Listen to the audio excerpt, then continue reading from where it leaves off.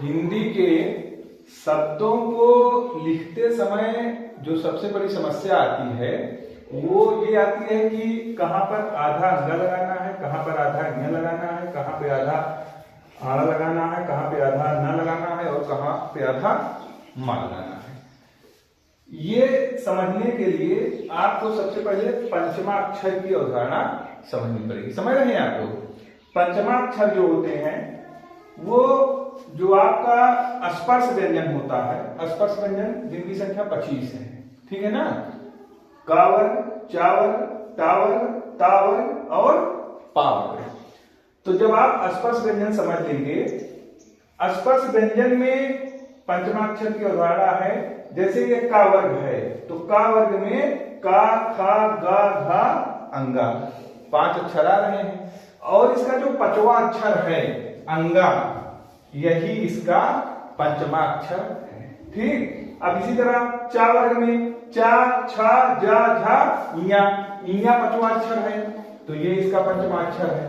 इसी तरह टा वर्ग में टा, ठा, गा, ढा, आड़ा, आड़ा इसका आधा, ये आड़ा जो 5वां है इसीलिए ये आड़ा इसका पंचमाक्षर है। ठीक। इसी तरह ता वर्ग में ता, था, दा, धा, ना, ना जो है इसका पंचमाक्षर है। इसी तरह पा वर्ग में पा, फा, बा, भा, मा, मा इसका पंचमाक्षर है। ठीक है।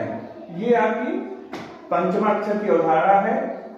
अब आपको ध्यान ये देना है कि इस समूह में, जैसे का वर्ग के समूह में, इसके उदाहरण से हम समझेंगे।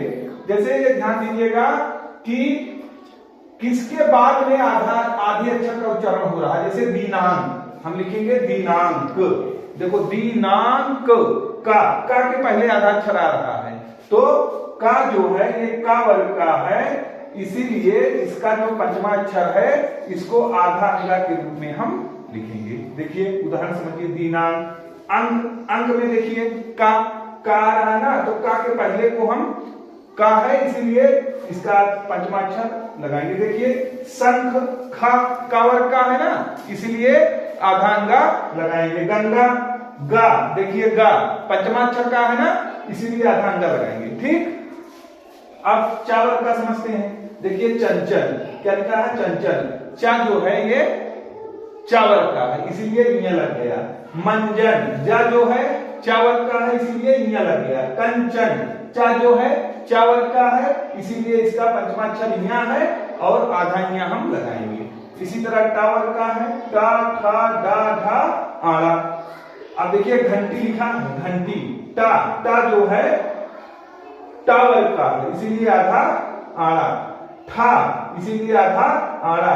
डा इसीलिए आधा आड़ा। ठीक है ना? ये सब टावर के हैं। इसी तरह टावर में देखिए आधा ना, देखिए इसका पंचमाक्षर ना है ना इसीलिए इसका आधा ना करेंगे। दंत, था के पहले आधा ना, दा के पहले हिंदी में आधा ना।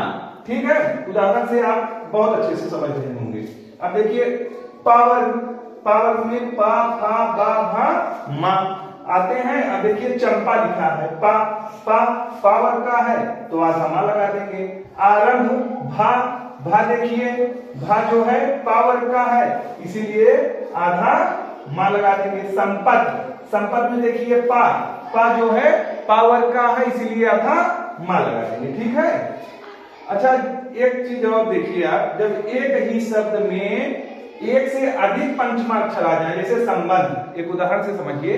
संबंध देखिए इसमें दो बार हम आधे वर्णों का उल्लेख इसमें 2 बार हुआ है, आधा मा आधा ना। देखिए अब ये बा है, बा जो है किस वर्ग का है? पा, फा, बा, भा, मा पा वर्ग का है इसीलिए आधा मा लग गया। और धा देखिए, धा किस वर्ग का है?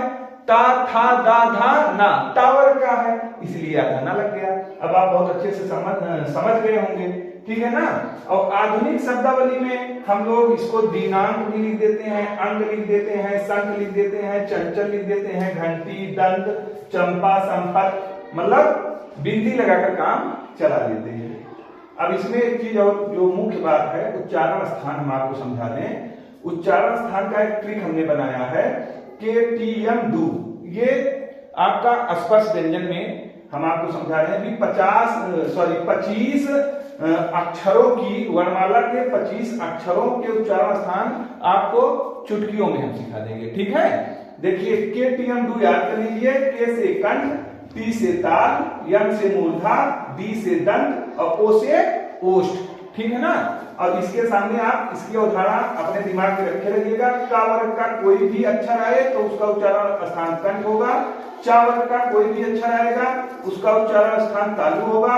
टा वर्ग का कोई भी अक्षर आएगा उसका उच्चारण स्थान मूर्धा, ठीक है। इसी तरह ता वर्ग का कोई भी अक्षर आएगा उसका उच्चारण स्थान दंत होगा, ठीक है। और पा वर्ग का कोई भी अक्षर आएगा उसका उच्चारण स्थान ओष्ठ होगा, ठीक है प्यारे बच्चों। ये आपका उच्चारण स्थान है जिसको आप के टी एम डू से सीख सकते हैं। ये परीक्षा में उच्चारण स्थान बहुत पूछे जाते हैं, एक एक नंबर के। ये जो है बहुविकल्पीय टाइप जब परीक्षा में ये बहुत पूछे जाते हैं कि जैसे आपको मान लीजिए पूछ लिया कि जा का उच्चारण स्थान बताइए। अब आप तुरंत देखिए जा किस वर्ग में आ रहा है? चा वर्ग में। चा वर्ग आपका दूसरा है तो के टी दूसरा है, टी माने ताल। यही इसका ट्रिक है, इसको आप याद कर लीजिए। इसको याद कर लेंगे बहुत आसानी होगी। ये जो है आप हिंदी के शब्दों को लिखते समय कहां कहां आधा अंगा, आधा न्या, आधा आ, आधा ना और आधा मा का प्रयोग करेंगे, ये हमने आपको समझाया है। आप लोग इसको अच्छे से समझ लीजिए ताकि लिखते समय ये आपकी चंद्र बिंदी संबंधित, आधा ना मा अंगा न्या संबंधित त्रुटि से आप बच सकें। बंद करो।